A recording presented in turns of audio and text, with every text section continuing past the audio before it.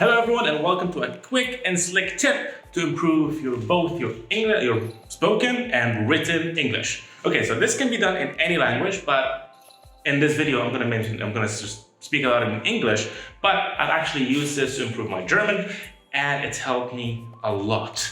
Now here's what you do. I've got these are sticky notes. They're actually still new. They're open. Okay, good.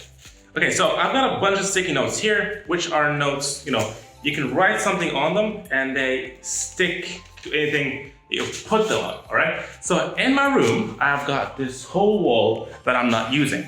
So back when I was learning German, we had three genders. They were the feminine, masculine, and neuter, which were very different, and they would be constructing a sentence using any of these three genders would be vastly different. So I need to know what gender a noun is, or the thing that I'm talking about is, in order to construct a proper sentence. So what I did was I color coded them. Pink or red was feminine, yellow was neuter, and blue was masculine. But the thing about English is you don't really have to worry about that. So the color coding can just be for verbs, things that you do, nouns, things that have a name, and adjectives and adverbs can be another color. So here's a tip, basically, just the gist of it.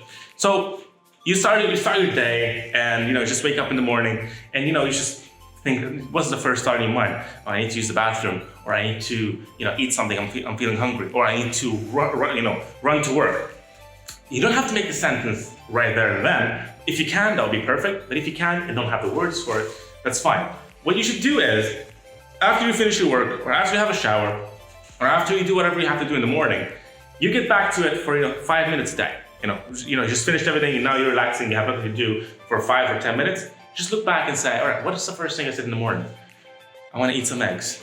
You say that in your native language, which Arabic, whatever language it is, and then you learn the words or the nouns or whatever that are in the word, and you construct them into a sentence. You can construct them on your own. You could use a course book as a reference or anything, and then construct a sentence.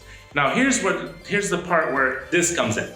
This will be your dictionary. So you write whatever words you learned. So in this case, let's write eggs or an egg, whatever. The good thing you can use is you can write an egg. Instead of using the genders, which is what I used in German, you can just use an and a.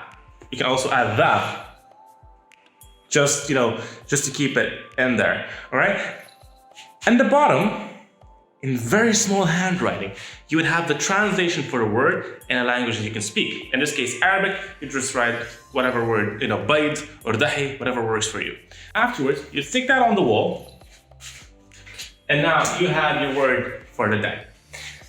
In a few weeks, even a few days, if you stick 3 a day on the wall, this wall will be full of words that you have learned throughout the week, and you can just go back to them and revise them and remember all the words that you've learned and make sentences using them.